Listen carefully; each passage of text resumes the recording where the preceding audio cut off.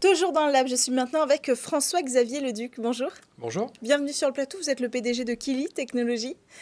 Et donc, vous accompagnez les entreprises dans le déploiement de l'intelligence artificielle avec un outil que vous avez créé, racontez-nous. Exactement. Alors, tout le monde s'accorde à dire que l'IA est en train de transformer l'économie, transformer le monde. Et ça, c'est vrai, ça a déjà commencé et c'est massif. En revanche, ce que tout le monde n'a pas encore à l'esprit, c'est que pour être intelligente, l'intelligence artificielle a besoin d'apprendre. Et ça fonctionne comme un enfant. Donc de la même manière que vous devez montrer à vos enfants des exemples et nommer les choses, vous avez besoin de faire la même chose avec l'IA. Ça, c'est la donnée d'apprentissage.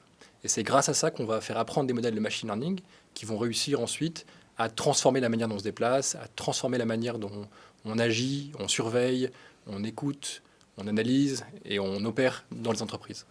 Alors, comment votre solution intervient-elle dans cette problématique-là ? Alors le problème est assez simple. Vous avez de la donnée brute, donc du texte, de l'image, de la vidéo, de l'audio, en masse dans les systèmes d'information des entreprises. Et l'enjeu, c'est de permettre de transformer ça en données utilisables pour entraîner l'intelligence artificielle et lui permettre d'être performante sur les sujets. En fait, ce qu'il faut comprendre, c'est que sans données d'apprentissage, il n'y a pas d'IA. Hein. Et pour comprendre un peu les enjeux sous-jacents à la qualité de la donnée d'apprentissage, imaginez deux médecins qui doivent caractériser une fracture sur une radio. Ils peuvent ne pas être d'accord sur le diagnostic. Si vous faites apprendre à un modèle d'intelligence artificielle avec deux diagnostics différents, elle ne saura pas quoi choisir. Et donc, elle va prendre une mauvaise décision et potentiellement amener à une décision grave pour le diagnostic du patient. Voilà. Donc, en fait, comment vous faites pour requalifier ces données ?